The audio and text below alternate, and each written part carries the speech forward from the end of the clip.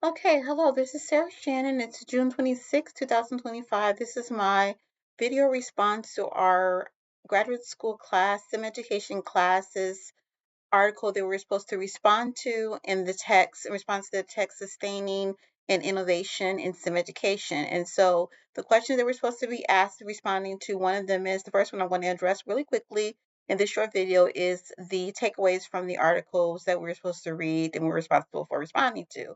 And so basically, I've noticed that in the articles that we're reading, for example, was talking about the many studies that the Department of Education and that innovations and leaders in foundations in science education have started implementing programs and talking about the importance of scaling down the innovations and implementing strategies to assist in increased awareness and increased use of STEM education, and how important that is to be able to help, grow in those areas that are needed as far as the future outcomes that's going to give in our society. And so as an educator, as an elementary teacher for many years, I definitely agree that that is very important, and that STEM education, scaling down and using innovations and increasing awareness and use of STEM education appropriately in the schools, particularly at the elementary level, more so in the middle school and high school level as students grow up and get their critical foundation at the elementary level.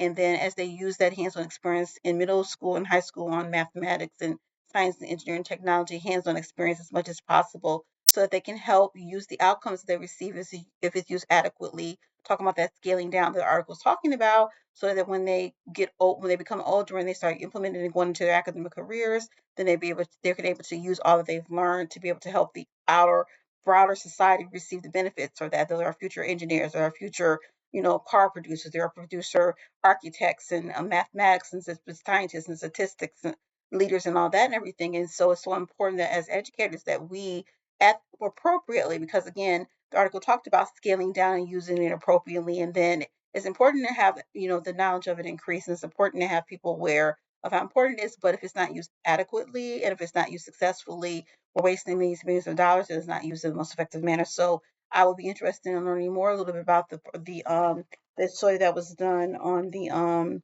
scaling down and using it appropriately. And all the studies that were done by the Science Foundation and all these Department of Education and the Obama administration, there was one study that was done as well, similar to National Reading Panel study that was done.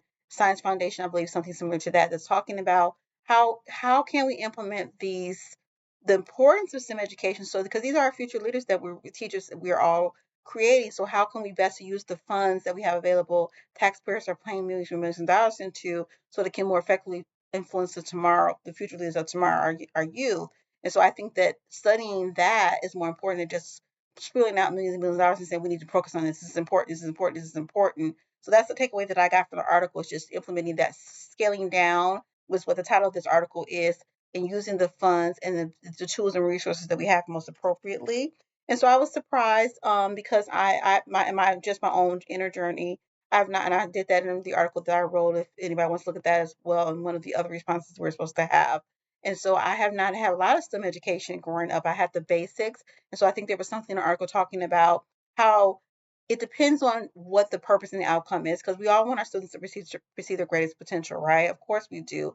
And some students, they're going to grow at levels that we need to adequately prepare them. Those really gifted ones, they're going to be the future creators of the National Statue of Liberty, or the next Sears Tower, or the next Empire State Building, or something like that. So we need to make sure that we adequately prepare those really gifted children and give them tools and resources like this. And then the other ones that are not going to necessarily, may or may not reach those levels, at the same time, give them that basic education that they need so they can sustain themselves in society, take care of themselves, become the future, whatever they're going to be. So as educators, we need to make sure the remaining needs of all of our students, whoever they are, whatever level they're going to go to in their lives and reach their greatest potential, whatever that may be. And so we need to think about, as we scale down on the most effective use of these goals, how we can most effectively do that. So that's all I wanted to say. That was the biggest takeaway that I got from that, and how it is important that educators be adequately prepared on the best practices, education that we can use in the motivation and the awareness to students that are, especially the ones that are really going to grow on those levels that are most needed to make society overall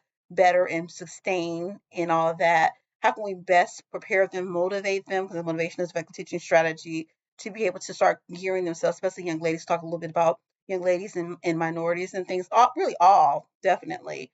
but those ones that aren't necessarily geared in our society toward those areas, how can we motivate them and introduce them to the idea of thinking about becoming our future engineers and doctors and architects and things like that. So that's the takeaway that I got from it. And yeah, concepts and strategies, just training our teachers and things like what I just said. So that's all I want to say, and have a great day.